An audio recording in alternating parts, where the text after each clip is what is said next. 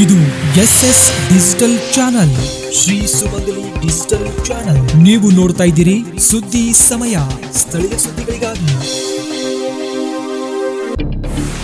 ಸುದ್ದಿ ಸಮಯದ ಪ್ರಾಯೋಜಕರು Mahalakshmi jewellers, gold hub, main road, Kalaburagi.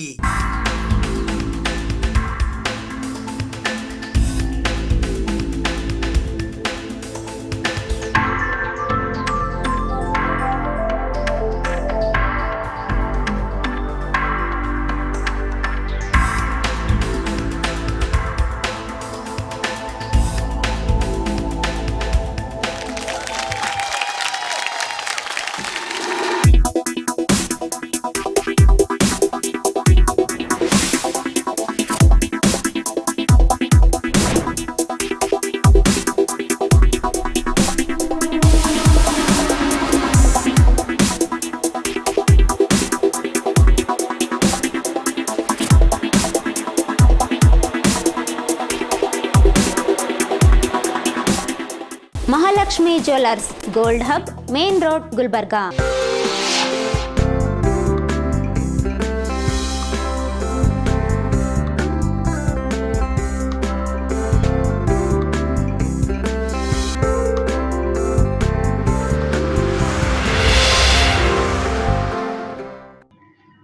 ಸುದ್ದಿ ಸಮಯಕ್ಕೆ ಸ್ವಾಗತ. ನಾನು RJ ಮಂಜು ಹಿರೋಳಿ. ತಾಲೂಕಾ ಕನ್ನಡ ಸಾಹಿತ್ಯ ಪರಿಷತ್ತು ಕಲಬುರಗಿಯ ವತಿಯಿಂದ ಕಲಬುರಗಿ ತಾಲೂಕಾ 8ನೇಯ ಕನ್ನಡ ಸಾಹಿತ್ಯ ಸಮ್ಮೇಳನವು ಇಂದು ಕಲಬುರಗಿ ನಗರದ ಕನ್ನಡ ಭವನದಲ್ಲಿ ಜರುಗಿತು. ತಾಲೂಕಾ ಕನ್ನಡ ಸಾಹಿತ್ಯ ಪರಿಷತ್ತು ಕಲಬುರಗಿಯ ವತಿಯಿಂದ ಕಲಬುರಗಿ ತಾಲೂಕಾ 8ನೇಯ ಕನ್ನಡ ಸಾಹಿತ್ಯ ಸಮ್ಮೇಳನವು ದಿನಾಂಕ 29 ಆಗಸ್ಟ್ 2024ರಂದು ಕಲಬುರಗಿ ನಗರದ ಕನ್ನಡ ಭವನದಲ್ಲಿ ಜರುಗಿತು. ಇದರ ಅಂಗವಾಗಿ ಮುಂಜಾನೆ 8:30ಕ್ಕೆ ರಾಷ್ಟ್ರ ಧ್ವಜಾರೋಹಣವನ್ನು ಕಲಬುರಗಿ ಜಿಲ್ಲಾ ಕನ್ನಡ ಸಾಹಿತ್ಯ ಪರಿಷತ್ತಿನ ಅಧ್ಯಕ್ಷರಾದ ವಿಜಯಕುಮಾರ್ ಪಾಟೀಲ್ ತೇಗಲತಿಪ್ಪಿ ನೆರವೇರಿಸಿದರು. ನಾಡ ಧ್ವಜಾರೋಹಣವನ್ನು ತಾಲೂಕಾ ಕನ್ನಡ ಸಾಹಿತ್ಯ ಪರಿಷತ್ತು ಕಲಬುರಗಿಯ ಅಧ್ಯಕ್ಷರಾದ ಗುರುಬಸಪ್ಪ ಸಜ್ಜನಶೆಟ್ಟಿ ನೆರವೇರಿಸಿದರು. ಗೌರವ ಅತಿಥಿಗಳಾಗಿ ಶಿವಲಿಂಗಪ್ಪ ಗೌಳಿ, ಚನ್ನಬಸಪ್ಪ ಸಜ್ಜನ್, ಸಿದ್ದಾರೂಢ ಸೋನಾರ್, ನಾಗರಾಜ್ ನೆಲೋಗಿ, ರವಿ ಹಾಗರ್ಗಿ ಮೇಳ್ಕುಂದ, ಶಿವಲಿಂಗಪ್ಪ ಅಷ್ಟಗಿ, ಈರಣ್ಣ ಸೋನಾರ್, ಶರಣು ಬಿಲ್ಲಾಡ್ ನೆಲೋಗಿ, ಶಶಿಕಾಂತ್ ಮಾಶಾಳ್ಕರ್, ಕಿರಣ್ ಕೆ ಜಾಗೀರ್ದಾರ್, ಮಹದೇವಪ್ಪ ಪಾಟೀಲ್, ಶ್ರೀಶೈಲ್ ಮದಾನಿ, ಅನುರಾಧ ಕುಲಕರ್ಣಿ, ಪುಷ್ಪಾವತಿ ಠಾಕೂರ್ ಹಾಗೂ ರಿಯಾಜ್ ಅಖ್ತರ್ ಆಗಮಿಸಿದ್ದರು. ಮುಂಜಾನೆ 9:30ಕ್ಕೆ ವಿವಿಧ ಕಲಾ ಮೇಳಗಳೊಂದಿಗೆ ಸಮ್ಮೇಳನಾಧ್ಯಕ್ಷರ ಮೆರವಣಿಗೆಯು ಮಿನಿ ವಿಧಾನಸೌಧದಿಂದ ಸರ್ದಾರ್ ವಲ್ಲಭಭಾಯ್ ಪಟೇಲ್ ವೃತ್ತದ ಮಾರ್ಗವಾಗಿ ಕನ್ನಡ ಭವನದವರೆಗೆ ನಡೆಯಿತು. ಇದರ ನೇತೃತ್ವವನ್ನು ಕಲಬುರಗಿ ಉತ್ತರ ವಲಯದ ಭಾರತ್ ಸ್ಕೌಟ್ಸ್ ಮತ್ತು ಗೈಡ್ಸ್ನ ಕಾರ್ಯದರ್ಶಿಗಳಾದ ಪೀರಪ್ಪ ಹೂಗೊಂಡ ವಹಿಸಿದ್ದರು. ಚಾಲನೆ ನೀಡಲು ಕನ್ನಡ ಮತ್ತು ಸಂಸ್ಕೃತಿ ಇಲಾಖೆ ಕಲಬುರಗಿಯ ಸಹಾಯಕ ನಿರ್ದೇಶಕರಾದ ದತ್ತಪ್ಪ ಸಾಗನೂರ್ ಆಗಮಿಸಿದ್ದರು. ವಿಶೇಷ ಅತಿಥಿಗಳಾಗಿ ಕಲಬುರಗಿ ದಕ್ಷಿಣ ವಲಯದ ಭಾರತ ಸ್ಕೌಟ್ಸ್ ಮತ್ತು ಗೈಡ್ಸ್ನ ಕಾರ್ಯದರ್ಶಿಗಳಾದ ಅಮರೇಶ್ ಕೋರಿ ಆಗಮಿಸಿದ್ದರು. ಗೌರವ ಅತಿಥಿಗಳಾಗಿ ಕನ್ನಡ ಸಾಹಿತ್ಯ ಪರಿಷತ್ತು ದಕ್ಷಿಣ ವಲಯದ ಅಧ್ಯಕ್ಷರಾದ ಶ್ಯಾಮಸುಂದರ ಕುಲಕರ್ಣಿ, ಮಲ್ಲಿಕಾರ್ಜುನ್ ಸಾಮ್ರಾಟ್, ಬಾಬು ಹಾಲ್ಕಾಯಿ, ಅರುಣ್ ಕುಮಾರ್ ರಾಯ್ಕೋಡ್, ಶ್ರೀಕಾಂತ್ ಪಾಟೀಲ್ ದಿಕ್ಸಂಗಿ, ಅರುಣ್ ಪಾಟೀಲ್ ಡಬರಾಬಾದ್, ಅಮೃತ್ ತೇಲಿ, ಸತೀಶ್ ಸಜ್ಜನ್, ಮನೋಜ್ ಕೋಣಿನ್, ಬಸವರಾಜ್ ಸಿ ಮಾಶೆಟ್ಟಿ ಆಗಮಿಸಿದ್ದರು. ಮುಂಜಾನೆ 10:45ಕ್ಕೆ ಸಾಹಿತಿ ಶ್ರೀ ಶಿವಕವಿ ಹಿರೇಮಠ್ ಜೋಗುರ್ ಅವರ ವೇದಿಕೆಯಲ್ಲಿ ಜರುಗಿದ ಉದ್ಘಾಟನಾ ಸಮಾರಂಭದಲ್ಲಿ ಉದ್ಘಾಟಕರಾಗಿ ಶ್ರೀ ಶರಣಬಸವೇಶ್ವರ ಸಂಸ್ಥಾನ ಕಲಬುರಗಿಯ ಪೂಜ್ಯ ಶ್ರೀ ಡಾಕ್ಟರ್ ಲಿಂಗರಾಜಪ್ಪ ಅಪ್ಪ ಆಗಮಿಸಿದ್ದರು. ಆಶಯ ನುಡಿಗಳನ್ನಾಡಲು ಜಿಲ್ಲಾ ಕನ್ನಡ ಸಾಹಿತ್ಯ ಪರಿಷತ್ತು ಕಲಬುರಗಿಯ ಅಧ್ಯಕ್ಷರಾದ ವಿಜಯಕುಮಾರ್ ಪಾಟೀಲ್ ತೇಗಲತಿಪ್ಪಿ ಆಗಮಿಸಿದ್ದರು. ಸಮ್ಮೇಳನಾಧ್ಯಕ್ಷರಾಗಿ ಹಿರಿಯ ಸಾಹಿತಿಗಳಾದ ಪ್ರಮೀಳಾ ಜಾನಪಗೌಡ ಚಿಂಚೋಳಿ ಆಗಮಿಸಿದ್ದರು. ಸ್ಮರಣ ಸಂಚಿಕೆ ಬಿಡುಗಡೆ ಮಾಡಲು ರಂಗಾಯಣ ಕಲಬುರಗಿಯ ನಿರ್ದೇಶಕರಾದ ಡಾಕ್ಟರ್ ಸುಜಾತಾ ಜಂಗಮಶೆಟ್ಟಿ ಆಗಮಿಸಿದ್ದರು. ನಿಕಟಪೂರ್ವ ಸಮ್ಮೇಳನಾಧ್ಯಕ್ಷರಾದ ಹಿರಿಯ ಸಾಹಿತಿಗಳಾದ ಡಾಕ್ಟರ್ ನಾಗೇಂದ್ರ ಮಸೂತಿ ವೇದಿಕೆ ಮೇಲೆ ಉಪಸ್ಥಿತರಿದ್ದರು. ಮುಖ್ಯ ಅತಿಥಿಗಳಾಗಿ ಜಿಲ್ಲಾ ಕನ್ನಡ ಸಾಹಿತ್ಯ ಪರಿಷತ್ತು ವಿಜಯಪುರದ ಅಧ್ಯಕ್ಷರಾದ ಹಾಸಿಂಪೀರ್ ವಾಲಿಕಾರ್ ಆಗಮಿಸಿದ್ದರು. ಇದೇ ವೇಳೆ ತಾಲೂಕಾ ಕನ್ನಡ ಸಾಹಿತ್ಯ ಸಮ್ಮೇಳನ ಅಧ್ಯಕ್ಷರುಗಳಿಗೆ ವಿಶೇಷ ಸತ್ಕಾರ ಮಾಡಲಾಯಿತು. Shashikala Moldi, doctor Swamirao Kulkarni, doctor Srinivas Sirnoorkar, doctor Kalyanrao Patil, ಪ ಮಾನುಸಗರ್ ಮತ್ತು ಡಾಕ್ಟರ್ ನಾಗೇಂದ್ರ ಮಸೂತಿಯವರಿಗೆ ವಿಶೇಷವಾಗಿ ಸತ್ಕರಿಸಲಾಯಿತು. ವಿಶಾಲಾಕ್ಷಿ ಮಾಯಣ್ಣನವರ್ ನಿರೂಪಣೆ ಮಾಡಿದರು. ವಿಜಯಕುಮಾರ್ ಹಬಾನೂರ್ ಸ್ವಾಗತಿಸಿದರು. ವಿಶ್ವನಾಥ್ ಸಿ ಯನಗುಂಟಿ ವಂದಿಸಿದರು. ರೇವಣಸಿದ್ದಪ್ಪ ಎಸ್ ಗುಂಡುಗುರ್ತಿ ನಿರ್ವಹಣೆ ಮಾಡಿದರು.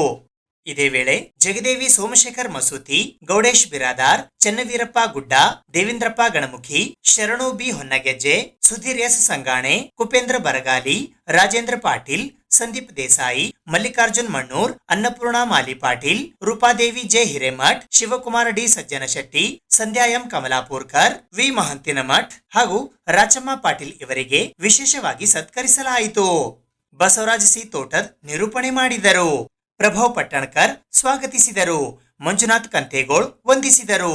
ಈ ಸಂದರ್ಭದಲ್ಲಿ ಜಿಲ್ಲಾ ಅನುದಾನಿತ ಪ್ರಾಥಮಿಕ ಶಾಲಾ ಶಿಕ್ಷಕರ ಸಂಘ ಕಲಬುರಗಿಯ ಅಧ್ಯಕ್ಷರಾದ ಭಾನುಕುಮಾರ್ ಗಿರೇಗೋಳ್, ಕನ್ನಡ ಸಾಹಿತ್ಯ ಪರಿಷತ್ತು ಉತ್ತರ ವಲಯ ಕಲಬುರಗಿಯ ಅಧ್ಯಕ್ಷರಾದ ಪ್ರಭುಲಿಂಗ್ ಮುಲುಗೆ ಸೇರಿದಂತೆ ಸ್ವಾಗತ ಸಮಿತಿಯ ಅಧ್ಯಕ್ಷರಾದ ವಿನೋದ್ ಪಾಟೀಲ್ ಸರಡಗಿ, ಸ್ವಾಗತ ಸಮಿತಿಯ ಕಾರ್ಯಾಧ್ಯಕ್ಷರಾದ ರಾಘವೇಂದ್ರ ಕಲ್ಯಾಣಕರ್ ಸೇರಿದಂತೆ ಇತರರು ಉಪಸ್ಥಿತರಿದ್ದರು. ಮುಂಜಾನೆ 12:15ಕ್ಕೆ ಸಾಹಿತ್ಯ ಚಿಂತನಾ ಗೋಷ್ಠಿ ಒಂದು ಜರುಗಿತು. ಇದರ ಅಧ್ಯಕ್ಷತೆಯನ್ನು ಈಶ್ವರ್ ಕಟ್ಟಿಮನಿ ವಹಿಸಿದ್ದರು.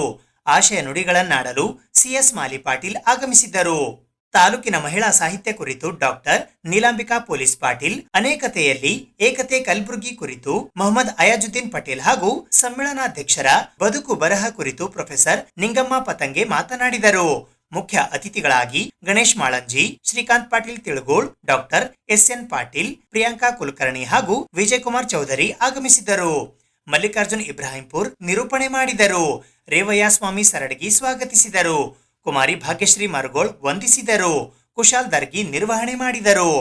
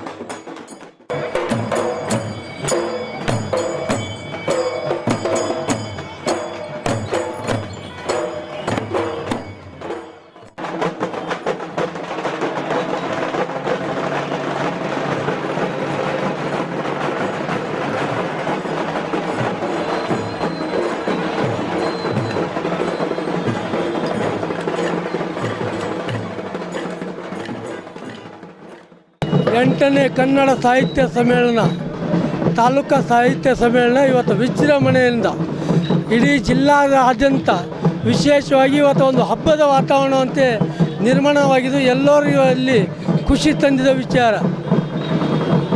ವಿಶೇಷವಾಗಿ ಜಿಲ್ಲಾಧ್ಯಕ್ಷರಾದಂಥ ವಿಜಯಕುಮಾರ ತೆಗಲ್ತಿಪ್ಪಿಯವರು, ನಮ್ಮ ಗುರುಬಸಪ್ಪ ಸಜ್ಜನ್ ಶೆಟ್ಟಿ ಅಣ್ಣವರು ಇವರ ನೇತೃತ್ವದಲ್ಲಿ ಮತ್ತು ಅಧ್ಯಕ್ಷರಾದ ಪರಿಮಳಾ ಜಾನಪಗೌಡ ಪಾಟೀಲ್ ಅವರು ಮತ್ತು ಸ್ವಾಗತ ಸಮಿತಿ ಅಧ್ಯಕ್ಷರು, ಕಾರ್ಯಾಧ್ಯಕ್ಷರಾದ ಪತಂಗಿ ಅಣ್ಣವರು ಎಲ್ಲರ ಒಂದು ಹಿರಿಯರ ಮಾರ್ಗದರ್ಶನ ನೇತೃತ್ವದಲ್ಲಿ ಇವತ್ತು ಕಲಬುರಗಿ ಜಿಲ್ಲೆಯಲ್ಲಿ ಕನ್ನಡ ಒಂದು ಜಾತ್ರೆ ಆರಂಭವಾಗಿದೆ ಅಂತೇಳಿ ಹೇಳೋಕ್ಕೆ ಇಚ್ಛಪಡ್ತೀನಿ.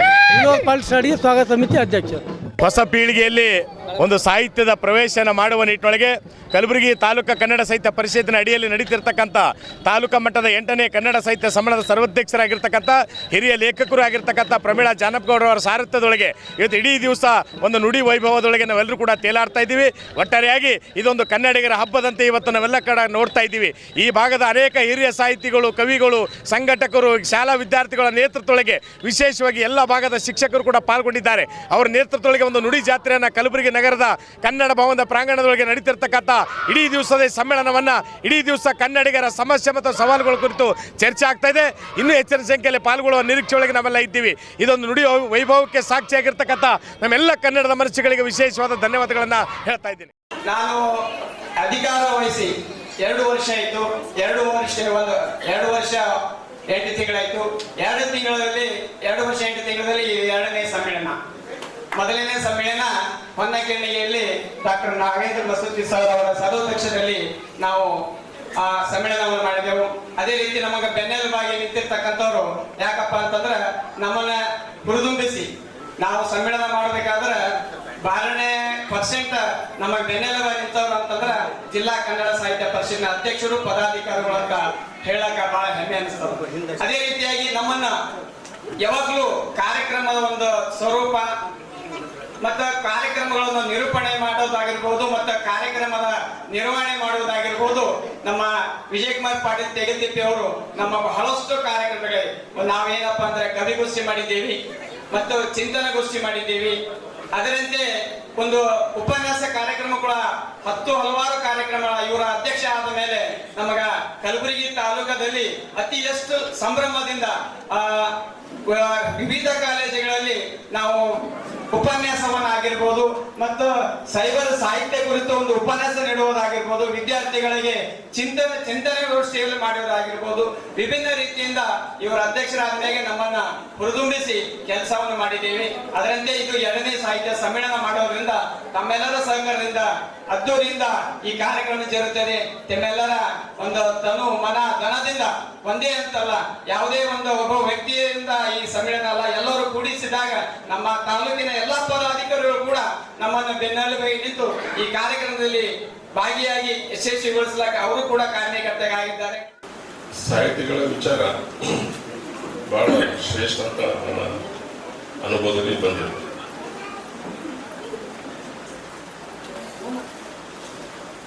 ಈ ಒಂದು ಕಾರ್ಯಕ್ರಮಕ್ಕೆ ಆಹ್ವಾನ ಮಾಡಿದಾಗ ತಕ್ಷಣ ನಾನು ಒಪ್ಕೊಂಡೆ.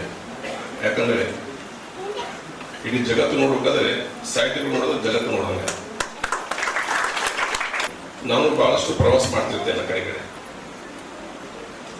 ಮಾಡಿದಾಗ ಕನ್ನಡ ಬರೀ ನಮ್ಮ ರಾಜ್ಯದಲ್ಲಿ ಇರ್ಬೋದೇನೋ ಅಂತ, ಬೇರೆ ರಾಜ್ಯದಲ್ಲಿ ಇಲ್ಲ. ಯಾಕೆ ಈ ಥರ ಆಗಿದೆ? ಬರ ಒಂದು ವಾರದಲ್ಲಿ ನಾನು ತಮಿಳ್ನಾಡಿಗೆ ಹೋಗ್ತಾ ಇದ್ದೇನೆ. ತಮಿಳ್ನಾಡಿಗೆ ಹೋಗ್ಬೇಕಾದ್ರೆ ಅಲ್ಲಿ 4 ಸರಿ ವಿಚಾರ ಮಾಡೋದು, ಹೆಂಗೆ ಹೋಗ್ಬೇಕು, ಭಾಷೆಯಲ್ಲಿ ತೊಂದರೆ ಇದೆ, ಅಲ್ಲಿ ವ್ಯವಹಾರ ಯಾವ ರೀತಿ ಆಗಬೇಕು ಅಂತ. ಅವಾಗ ನನ್ನ ಭಾಳ ಒಂದು ಹಳಿದು ವಿಚಾರ ನೆನಪು. ಎಲ್ಲಿ ವ್ಯವಹಾರ ಇರ್ತದೆ, ಎಲ್ಲಿ ವ್ಯಾಪಾರ ಇರ್ತದೆ, ಅಲ್ಲಿ ವ್ಯಾಪಾರ ಇದ್ದಂತ ಕೊಡ್ತೊಂದಿರುತ್ತೆ. ಇವತ್ತು 8ನೇ ಕನ್ನಡ ಸಾಹಿತ್ಯ ಸಮ್ಮೇಳನದ ನನ್ನ ಅಧ್ಯಕ್ಷನಾಗಿ ಮಾಡಿದ್ದು. ಈ ಅಧ್ಯಕ್ಷತೆಯೊಂದಿಗೆ ಮೆರವಣಿಗೆ ಬಹಳ ವಿಜೃಂಭಣೆಯಿಂದ ನಡೆದಿದೆ. ಇದಕ್ಕೆ ಕಾರಣರಾದಂಥ ಈ ಅಧ್ಯಕ್ಷರು ಮತ್ತು ಸಾಹಿತ್ಯ ತಾಲೂಕು ಅಧ್ಯಕ್ಷರು ಮತ್ತೆಲ್ಲ ಪದಾಧಿಕಾರಿಗಳು ಬಹಳ ಸಂಭ್ರಮದಿಂದ ಇದನ್ನು ಮಾಡೋದು ಮೆಚ್ಚುಗೆಯಾಗಿದೆ. ಇದೇ ಥರ ಹೆಣ್ಣು ಮಕ್ಕಳನ್ನು ಪ್ರೋತ್ಸಾಹಿಸಬೇಕೆಂಬ ನನ್ನ ಅಪೇಕ್ಷೆ ಆಗಿದೆ ಎಂದು ಹೇಳಿ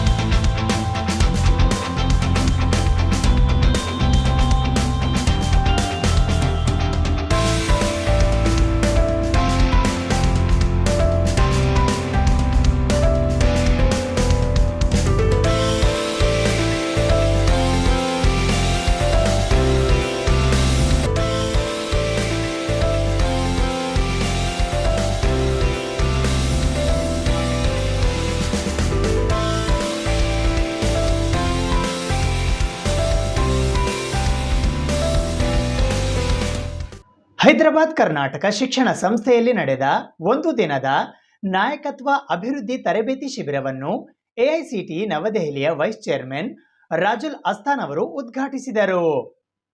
ಮಾನವೀಯ ಮೌಲ್ಯ ಶಿಕ್ಷಣವು ಆಧುನಿಕ ಶಿಕ್ಷಣದ ಪ್ರಮುಖ ಅಂಶವಾಗಿದೆ ಎಂದು national committee of universal human value AICT ನವದೆಹಲಿಯ ವೈಸ್ ಚೇರ್ಮನ್ ರಾಜುಲ್ ಅಸ್ತಾನ್ ಹೇಳಿದ್ದಾರೆ. ಅವರು ಹೈದರಾಬಾದ್ ಕರ್ನಾಟಕ ಶಿಕ್ಷಣ ಸಂಸ್ಥೆಯಲ್ಲಿ ನಡೆದಿರುವ ಒಂದು ದಿನದ ನಾಯಕತ್ವ ಅಭಿವೃದ್ಧಿ ತರಬೇತಿ ಶಿಬಿರವನ್ನು ಉದ್ಘಾಟಿಸಿ ಮಾತನಾಡುತ್ತಿದ್ದರು. ಮಾನವೀಯ ಮೌಲ್ಯಗಳು ಕೇವಲ ಶಿಕ್ಷಣದ ಮೇಲೆ ಅವಲಂಬಿತವಾಗಿಲ್ಲ, ಅವರ ಸಂಸ್ಕೃತಿಯ ಮೇಲೆ ಹೆಚ್ಚು ಅವಲಂಬಿತವಾಗಿವೆ. ಸಂಸ್ಕೃತಿ ಎಂದರೆ ಏನು? ಸಂಸ್ಕೃತಿ ಎಂದರೆ ಒಬ್ಬರ ಕೆಟ್ಟ ನಡತೆ, ಕೆಟ್ಟ ನಡವಳಿಕೆ ಮತ್ತು ಕೆಟ್ಟ ಕೆಲಸಗಳನ್ನು ತ್ಯಜಿಸುವುದು ಮತ್ತು ಒಳ್ಳೆಯ ಆಲೋಚನೆಗಳನ್ನು ಬೆಳೆಸುವುದು ಮತ್ತು ಒಳ್ಳೆಯ ಕಾರ್ಯಗಳಿಗೆ ಕಾರಣವಾಗುವ ಉತ್ತಮ ಭಾವನೆಗಳನ್ನು ಬೆಳೆಸುವುದು ಎಂದು ಹೇಳಿದರು. ಇಡೀ ಪ್ರಪಂಚದ ಸ್ಥಿತಿಯು ಮಾನವ ಚಟುವಟಿಕೆಯನ್ನು ಅವಲಂಬಿಸಿರುತ್ತದೆ. ಜನರ ಕಾರ್ಯಗಳು ಉದಾತ್ತವಾದಾಗ ದೇಶವು ಅಷ್ಟೇ ಉದಾತ್ತವಾಗುತ್ತದೆ. ಜನರ ನಡವಳಿಕೆ ಮತ್ತು ಅವರ ಆಲೋಚನೆಗಳನ್ನು ಅವಲಂಬಿಸಿರುತ್ತದೆ. ಆಲೋಚನೆಗಳು ಮನಸ್ಸಿನ ಮೇಲೆ ಅವಲಂಬಿತವಾಗಿರುತ್ತದೆ. ಒಳ್ಳೆಯ ಚಿಂತನೆಗಳು ಮಾನವೀಯ ಮೌಲ್ಯಗಳ ತಳಹದಿ ಎಂದು ಹೇಳಿದರು. ಈ ಕಾರ್ಯಕ್ರಮದ ಅಧ್ಯಕ್ಷತೆಯನ್ನು ವಹಿಸಿದ್ದ ಹೈದರಾಬಾದ್ ಕರ್ನಾಟಕ ಶಿಕ್ಷಣ ಸಂಸ್ಥೆಯ ಅಧ್ಯಕ್ಷರು ಹಾಗೂ ವಿಧಾನ ಪರಿಷತ್ತಿನ ಸದಸ್ಯರಾದ ಶಶೀರ್ ಜಿ ನಮೋಶಿ ಅವರು ಮಾತನಾಡಿ, ಶಿಕ್ಷಣವು ಸತ್ಯ, ಸದಾಚಾರ, ಪ್ರೀತಿ ಮತ್ತು ಶಾಂತಿಯಂತಹ ಮಾನವೀಯ ಮೌಲ್ಯಗಳನ್ನು ಗೌರವಿಸಬೇಕು. ಶಿಕ್ಷಣ ಜೀವನಕ್ಕಾಗಿ, ಬದುಕು ಮನುಷ್ಯನಿಗಾಗಿ, ಮನುಷ್ಯ ಸಮಾಜಕ್ಕಾಗಿ ಇದ್ದಾನೆ. ಸಮಾಜವು ಆಧ್ಯಾತ್ಮಿಕತೆಗೆ ಮೀಸಲಾಗಿದೆ.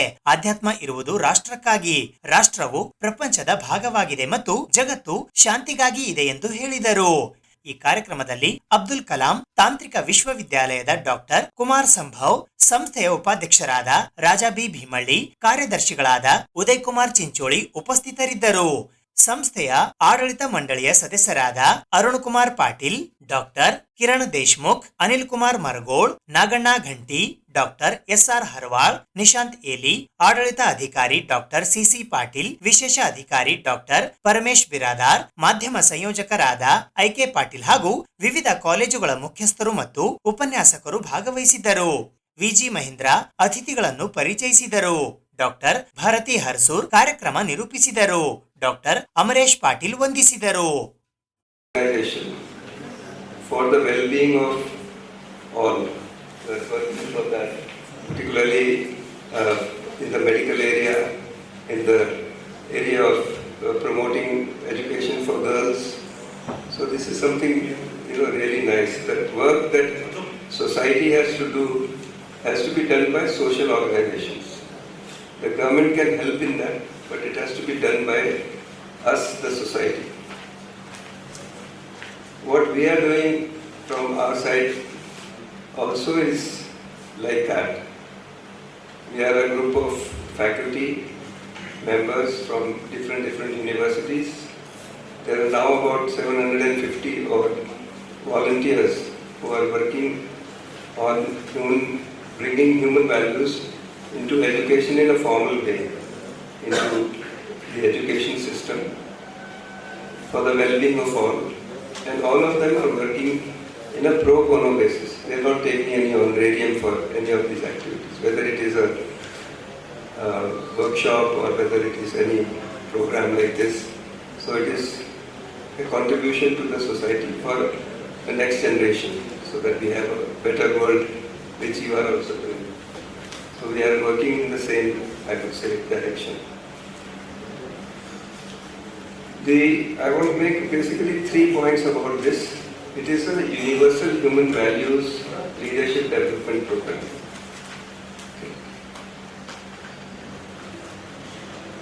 It is about bringing values into our education system and what leaders can do, what role they have to play in making that to happen. So in that context, I want to make 3 points. First point is that our development of the student, if it is holistic, it covers their whole expanse of living, there is one kind of outcome. But if it is covering a small narrow section, only work, then the family is left out. That human relationship is left out. nature is left out, isn't it? So because we have this narrow, if we have this narrow world vision, then our goal setting is also very narrow.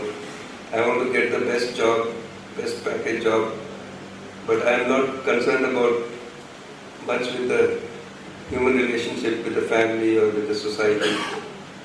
I want to take, but I don't want to give. So that kind of mindset or that kind of goal setting happens if our view is narrow. And with that narrow set of goals, we make effort for those goals. So we may get a lot of physical things. So we have very nice physical things, but then the relationship is not so nice, isn't it? So if we are working with a narrow viewpoint, our goal setting is narrow, our effort is narrow, and the outcome is also narrow. So the first point is that we want to make an effort which will cover the whole expanse of human living, which includes the individual, who am I, why am I here, and all of that, till the whole existence. Why am I here? What is my role in this existence? And between these two, there will be the family, the society, the whole nature. I will have a view about all of this. So when I make decisions, I will consider all of these things and then make a decision which is in the interest of well-being of all. So the first thing is that we must have an education for developing a holistic viewpoint. Abhishek Allamaprabhu Patil ಅವರ 36ನೇ ವರ್ಷದ ಹುಟ್ಟುಹಬ್ಬದ ಪ್ರಯುಕ್ತ ಶ್ರೀ ಅಲ್ಲಮಪ್ರಭು ಪಾಟೀಲ್ ಅಭಿಮಾನಿ ಬಳಗದ ವತಿಯಿಂದ ಇಂದು ಕಲಬುರಗಿ ನಗರದ ಬಿದ್ದಾಪುರ ಕಾಲೋನಿಯಲ್ಲಿ ಇರುವ ನಿರಾಶ್ರಿತರ ಆಶ್ರಮದಲ್ಲಿ ಅನ್ನ ಸಂತರ್ಪಣೆ ಕಾರ್ಯಕ್ರಮ ಹಮ್ಮಿಕೊಳ್ಳಲಾಗಿತ್ತು.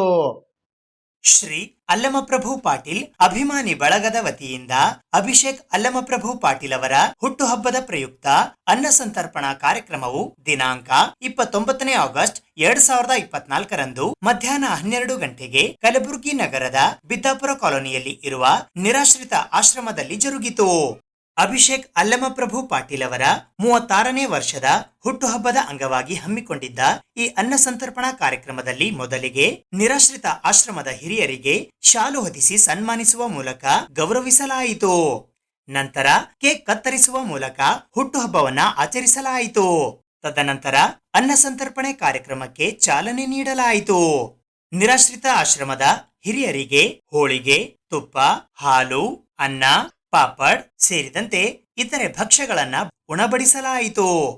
ಈ ಸಂದರ್ಭದಲ್ಲಿ ಶರಣಗೌಡ ಪಾಟೀಲ್, ವೆಂಕಟೇಶ್ ಜಾಧವ್ ಕೆಕೆ, ಸುರೇಶ್ ಪಾಟೀಲ್ ಜೋಗೂರ್, ಆನಂದ್ ನಂದೂರ್ಕರ್, ಲಿಂಗರಾಜ್ ಕಣ್ಣಿ, ಪ್ರಕಾಶ್ ಮಾಲಿ ಪಾಟೀಲ್, ರಾಹುಲ್ ಹೊನ್ನಳ್ಳಿ, ಶರಣು ಕಲಶೆಟ್ಟಿ, ಅನಿಲ್ ಭರಣಿ, ಸತೀಶ್ ಪೂಜಾರಿ, ಭೀಮಾಶಂಕರ್ ಪೂಜಾರಿ, ರವಿ ಕೊಳ್ಳೂರ್, ಶಂಕರ್ ಚಿಂಚೋಳಿ ಹಾಗೂ ಸಂತೋಷ ಸೇರಿದಂತೆ ಇತರರು ಉಪಸ್ಥಿತರಿದ್ದರು.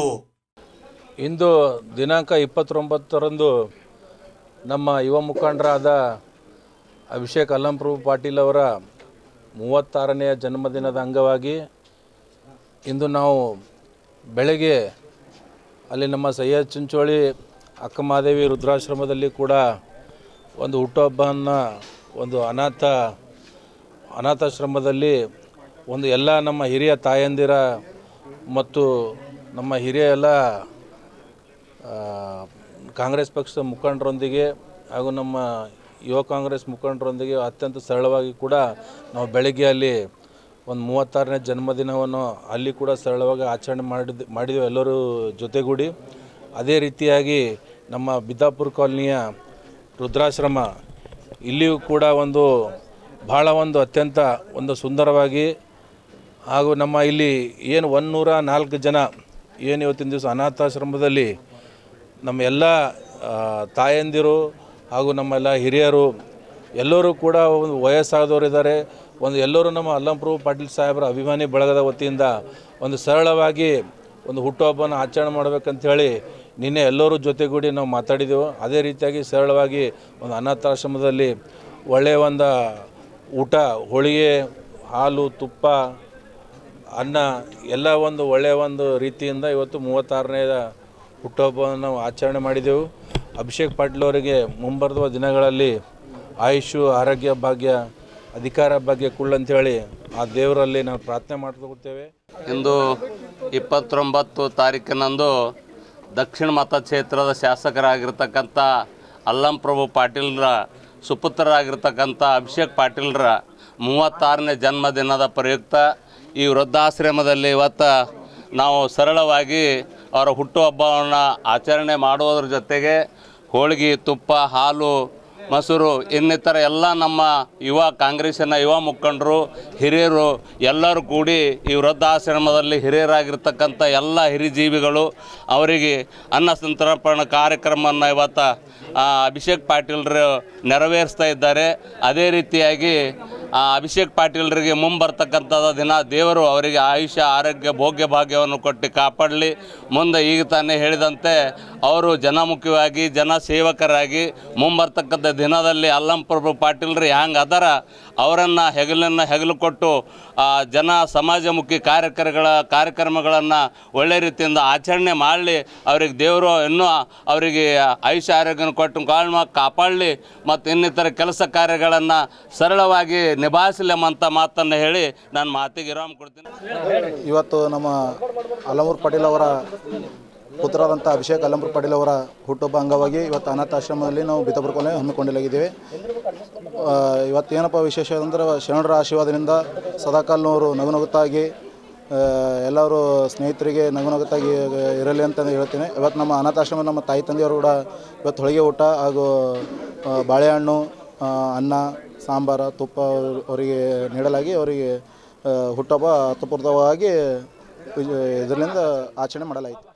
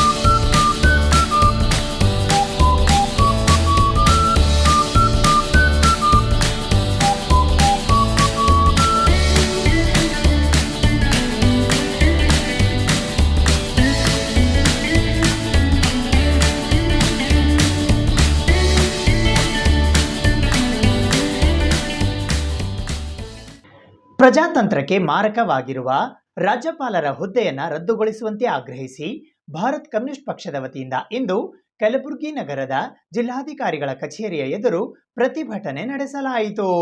ಒಕ್ಕೂಟ ವ್ಯವಸ್ಥೆಯನ್ನು ಅಸ್ಥಿರಗೊಳಿಸುತ್ತಿರುವ ಪ್ರಜಾತಂತ್ರಕ್ಕೆ ಮಾರಕವಾಗಿರುವ ರಾಜ್ಯಪಾಲರ ಹುದ್ದೆಯನ್ನು ರದ್ದುಗೊಳಿಸುವಂತೆ ಆಗ್ರಹಿಸಿ ಭಾರತ್ ಕಮ್ಯುನಿಸ್ಟ್ ಪಕ್ಷ ಕಲಬುರಗಿ ಯಾದಗಿರಿ ಜಿಲ್ಲಾ ಮಂಡಳಿಯ ವತಿಯಿಂದ ಇಂದು ಕಲಬುರಗಿ ನಗರದ ಜಿಲ್ಲಾಧಿಕಾರಿಗಳ ಕಚೇರಿಯ ಎದುರು ಪ್ರತಿಭಟನೆ ನಡೆಸುವ ಮೂಲಕ ಜಿಲ್ಲಾಧಿಕಾರಿಗಳ ಮುಖಾಂತರ ಗೌರವಾನ್ವಿತ ರಾಷ್ಟ್ರಪತಿಗಳಿಗೆ ಮನವಿ ಪತ್ರವನ್ನ ಸಲ್ಲಿಸಲಾಯಿತು. ಈ ಪ್ರತಿಭಟನೆಯಲ್ಲಿ ಜಿಲ್ಲಾ ಕಾರ್ಯದರ್ಶಿ ಡಾಕ್ಟರ್ ಮಹೇಶ್ ಕುಮಾರ್ ರಾಠೋಡ್, ಜಿಲ್ಲಾ ಸಹ ಕಾರ್ಯದರ್ಶಿ ಕಾಮ್ರೇಡ್ ಪ್ರಭುದೇವ ಯಳಸಂಗಿ, ಜಿಲ್ಲಾ ಸಹ ಕಾರ್ಯದರ್ಶಿ ಕಾಮ್ರೇಡ್ ಪದ್ಮಾವತಿ ಮಾಲಿ ಪಾಟೀಲ್, ಜಿಲ್ಲಾ ಮಾಜಿ ಕಾರ್ಯದರ್ಶಿ ಕಾಮ್ರೇಡ್ ಭೀಮಾಶಂಕರ್ ಮಾಡಿಯಾಳ್, ಜಿಲ್ಲಾ ಖಜಾಂಚಿ ಕಾಮ್ರೇಡ್ ಎಚ್.ಎಸ್. ಪತಕಿ, ಕಲಬುರಗಿ ನಗರ ಸಹ ಕಾರ್ಯದರ್ಶಿ ಕಾಮ್ರೇಡ್ ಶಿವಲೀಲಾ ಲೆಂಗ್ಟೇಕರ್, ಕಾಮ್ರೇಡ್ ಜಯಶ್ರೀ ಕೋಸಾಳೆ, ಭಾಗಮ್ಮ, ಲಕ್ಷ್ಮೀ ರಾಜೋಳ್ ಸೇರಿದಂತೆ ಇತರರು ಉಪಸ್ಥಿತರಿದ್ದರು. ಇವತ್ತು ರಾಜ್ಯಪಾಲರು ರಾಜಭವನವನ್ನು ರಾಜಕೀಯ ಕೇಂದ್ರವನ್ನಾಗಿ ಮಾಡಿದ್ದಾರೆ. ರಾಜ್ಯ ಸರ್ಕಾರವನ್ನು ಅಸ್ಥಿರಗೊಳಿಸಲಿಕ್ಕೆ ಪ್ರಯತ್ನ ಮಾಡಿದ್ದಾರೆ. ಈ ಕಾರಣಕ್ಕೆ ರಾಜ್ಯಪಾಲರ ಹುದ್ದೆಯನ್ನು ರದ್ದಾಗಬೇಕು ಅಂತಕ್ಕಂಥ ಹೋರಾಟವನ್ನು ಇವತ್ತು ಭಾರತ ಕಮ್ಯುನಿಸ್ಟ್ ಪಕ್ಷ ರಾಜ್ಯಾದ್ಯಂತ ಮಾಡ್ತಾ ಇದೆ. ಯಾವ ರಾಜ್ಯಪಾಲರ ಹುದ್ದೆ ನಿಷ್ಪಕ್ಷವಾಗಿ ಯಾವುದೇ ಪಕ್ಷಕ್ಕಿರಲಾರ್ದೇ ಎಲ್ರಿಗೂ ಸಮಾನವಾಗಿ ಸಂವಿಧಾನವನ್ನು ಎತ್ತಿ ಹಿಡಿಬೇಕಾಗಿತ್ತು. ಇವತ್ತು ಸಂವಿಧಾನ ವಿರೋಧಿಯಾಗಿರ್ತಕ್ಕಂಥ ನಡೆಯನ್ನು ರಾಜ್ಯಪಾಲರು ಮಾಡ್ತಾ ಇದ್ದಾರೆ. ಅದನ್ನು ನಾವು ವಿರೋಧಿಸ್ತೀವಿ.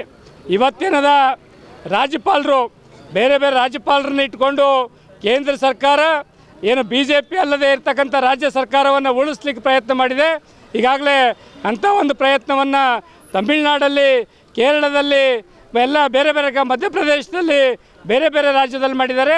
ಅದೇ ರೀತಿ ಕರ್ನಾಟಕದಲ್ಲೂ ಮಾಡಲಿಕ್ಕೆ ಕೊಟ್ಟಿದ್ದಾರೆ. ಅದನ್ನು ಮಾಡಲಿಕ್ಕೆ ಕೊಡೋದಿಲ್ಲ ಅಂತಕ್ಕಂಥ ಒಂದು ಮಾತನ್ನು ಈ ಸಂದರ್ಭದಲ್ಲಿ ಹೇಳ್ತಾ ಇದ್ದೇವೆ. ಇವತ್ತು ಭಾರತೀಯ ಕಮ್ಯುನಿಸ್ಟ್ ಪಕ್ಷದ ವತಿಯಿಂದ ರಾಜ್ಯಪಾಲರನ್ನು ಹಟಾವು ಎಂಬ ಘೋಷಣೆ ಮೂಲಕ ಇಡೀ ರಾಜ್ಯಾದ್ಯಂತ ಹೋರಾಟವನ್ನು ಮಾಡ್ತಾ ಇದ್ದೀವಿ. ಇನ್ನು ಹೋದ ವರ್ಷ 2002 ವರ್ಷದಿಂದ ಅಪ್ಲಿಕೇಶನ್ ಹಾಕಿದ್ದು ಒಬ್ಬ ಫಲಾನುಭವಿಗಳಿಗೂ ಕೂಡ ಸೌಲಭ್ಯ ಸಿಗದೆ ಮತ್ತೆ ಮರು ಅಪ್ಲಿಕೇಶನ್ ಹಾಕ್ಲಿಕ್ಕೆ ಈಗ ಡೇಟನ್ನು ಕೊಟ್ಟಿದ್ದಾರೆ. ಅಂದರೆ ಇವರಿವರ ಜಗಳದಲ್ಲಿ ಹೋರಾಟಗಳನ್ನು ಮಾಡ್ಕೊತ ಇವರಿಗೆ ಬೈಕೊಂತಾನೆ ಜನರಿಗೆ ಮೋಸ ಮಾಡ್ತಾ ಇದ್ದಾರೆ. ಈ ರೀತಿ ಮಾಡಬಾರ್ದು. ರಾಜ್ಯಪಾಲರು ಯಾವುದೇ ಅಧಿಕಾರದವರಲ್ಲ. ಇವರು ಜನರ ಸಲುವಾಗಿ, ಜನರ ಹಿತಕ್ಕಾಗಿ ರಾಜ್ಯಪಾಲರ ಹುದ್ದೆ ಕೆಲಸ ಮಾಡಬೇಕು ಅಂತೇಳಿ ನಾವು ಇವತ್ತು ಹೇಳಲಿಕ್ಕೆ ಇಚ್ಛಪಡ್ತಾ ಇದ್ದೀವಿ. ಕರ್ನಾಟಕ ರಾಜ್ಯಪಾಲರನ್ನು ವಾಪಸ್ ಕರೆಸಿಕೊಳ್ಳುವಂತೆ ಆಗ್ರಹಿಸಿ ಕರ್ನಾಟಕ ರಾಜ್ಯ ದಲಿತ ಸಂಘರ್ಷ ಸಮಿತಿಯ ವತಿಯಿಂದ ಇಂದು ಪ್ರತಿಭಟನೆ ನಡೆಸಲಾಯಿತು.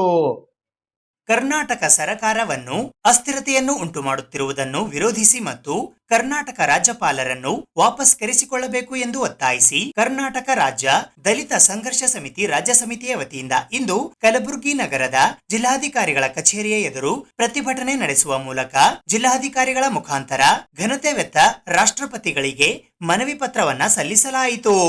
ಈ ಪ್ರತಿಭಟನೆಯಲ್ಲಿ ರಾಜ್ಯ ಸಂಚಾಲಕರಾದ ಡಾಕ್ಟರ್ ಡಿ.ಜಿ. ಸಾಗರ್, ಕಲಬುರಗಿಯ ರಾಜ್ಯ ಖಜಾಂಚಿ ಬಿ.ಸಿ. ವಾಲಿ, ಜಿಲ್ಲಾ ಪದಾಧಿಕಾರಿಗಳಾದ ಸುರೇಶ್ ಹಾದಿಮನಿ ಸೇರಿದಂತೆ ಇತರರು ಉಪಸ್ಥಿತರಿದ್ದರು.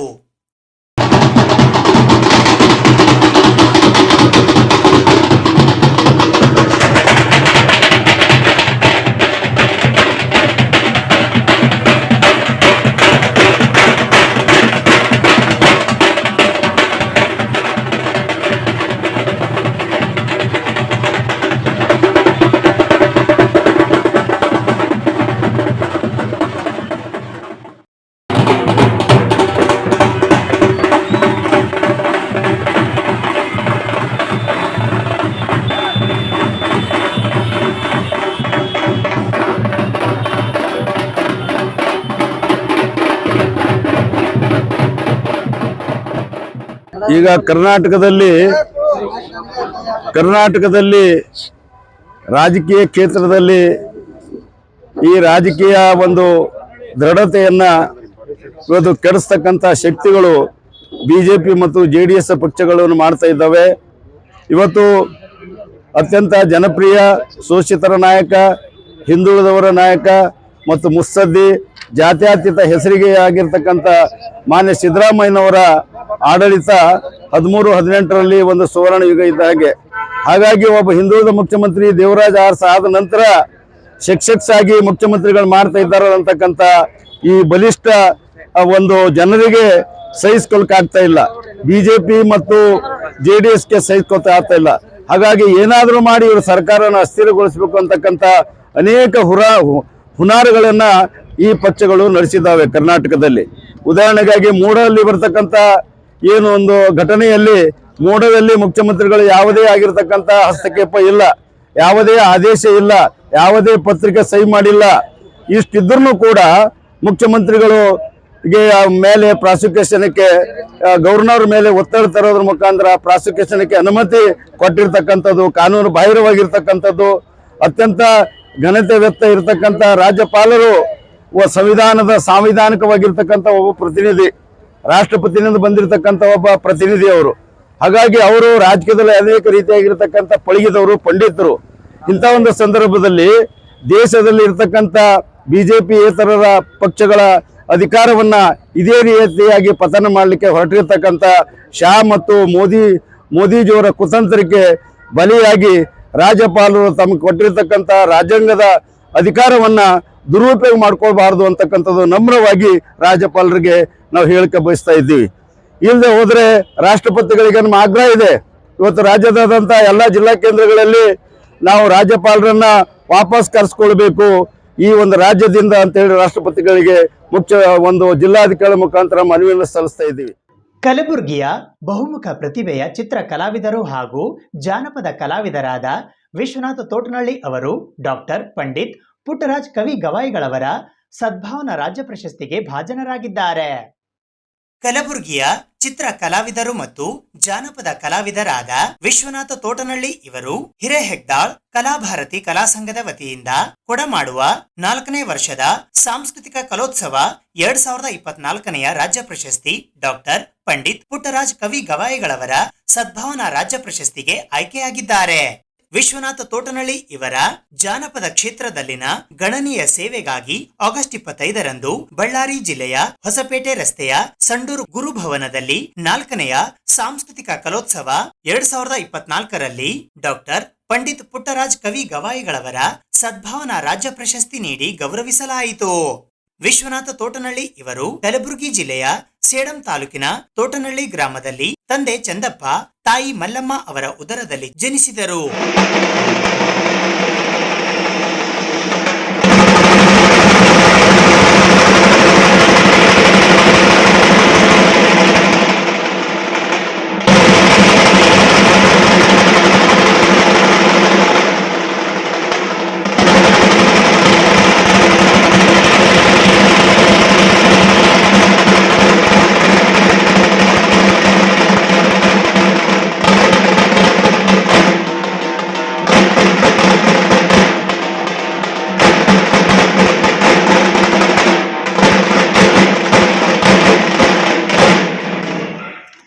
ಇವರು ಕಲಬುರಗಿ ಜಿಲ್ಲೆಯ ಕುಸ್ನೂರು ಗ್ರಾಮದ ನಿವಾಸಿಗಳಾಗಿದ್ದು ಕಲಬುರಗಿ ನಗರದ MMK college of visual fine art ಕಾಲೇಜಿನಲ್ಲಿ ಮಾಸ್ಟರ್ ಆಫ್ ಫೈನ್ ಆರ್ಟ್ ಪದವೀಧರರಾಗಿದ್ದಾರೆ. ಶಹಬಾದ್ ಖಾಸಗಿ ಶಾಲೆಯಲ್ಲಿ ಚಿತ್ರಕಲಾ ಶಿಕ್ಷಕರಾಗಿ ಸೇವೆ ಸಲ್ಲಿಸುತ್ತಿದ್ದಾರೆ. ವಿಶ್ವನಾಥ್ ರವರು ನಶಿಸಿ ಹೋಗುತ್ತಿರುವ ಬುಡಕಟ್ಟು ಜನಾಂಗದ ಪೋತರಾಜ ಕುಣಿತಕ್ಕೆ ಹೊಸ ರೂಪ ನೀಡಿದ್ದಾರೆ. ಹಲಿಗೆ ವಾದನಕ್ಕೆ ರಂಗು ನೀಡಿದ್ದಾರೆ. ಪ್ರತಿಯೊಂದು ಜಾನಪದ ಕುಣಿತದ ವೇಷಭೂಷಣಗಳನ್ನು ತೊಟ್ಟು ಹಳ್ಳಿ ಹಳ್ಳಿ ಶಾಲೆಗಳನ್ನು ತಿರುಗುವ ಮೂಲಕ ಪರಂಪರಾಗತವಾಗಿ ಬಂದಿರುವ ಕಲೆಗಳನ್ನು ಜೀವಂತವಾಗಿಡುವ ಪ್ರಯತ್ನ ಮಾಡುತ್ತಿದ್ದಾರೆ. ಇವರ ಪೋತರಾಜ್ ಕುಣಿತ ಮೂಲ ಕಲಾವಿದರನ್ನೇ ಬೆರಗುಗೊಳಿಸುವಂತಿದೆ. ಇವರ ಕಲೆಗೆ ರಾಜ್ಯ ಸರ್ಕಾರದಿಂದ ಪ್ರಶಸ್ತಿ ಸೇರಿದಂತೆ ಇತರೆ ಸಂಘ ಸಂಸ್ಥೆಗಳಿಂದ ಪ್ರಶಸ್ತಿ ನೀಡಿ ಗೌರವಿಸಲಾಗಿದೆ. ಕಲ್ಯಾಣ ಕರ್ನಾಟಕಕ್ಕೆ ಕೀರ್ತಿ ತಂದಿರುವ ವಿಶ್ವನಾಥ ತೋಟನಳ್ಳಿ ಇವರ ಸಾಧನೆ ಪ್ರಶಂಸನೀಯವಾಗಿದೆ. ಇದು ಇವತ್ತಿನ ಸುದ್ದಿ ಸಮಯ. ಸ್ಥಳೀಯ ಸುದ್ದಿಗಳಿಗಾಗಿ ನೋಡ್ತಾ ಇರಿ ಸುದ್ದಿ ಸಮಯ.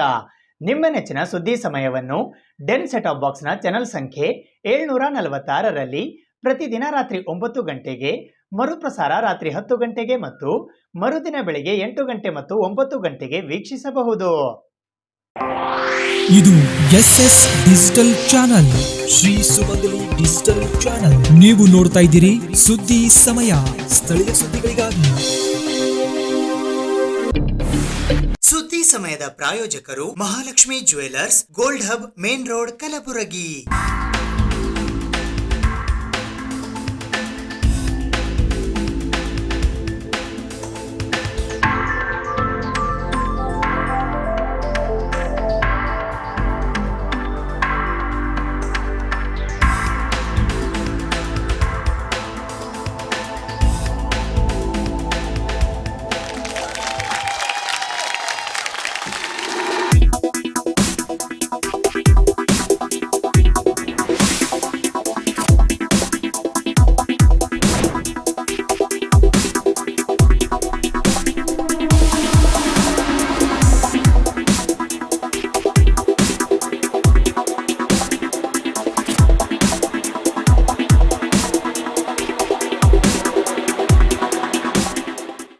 Lakshmi jewellers gold hub main road Gulbarga.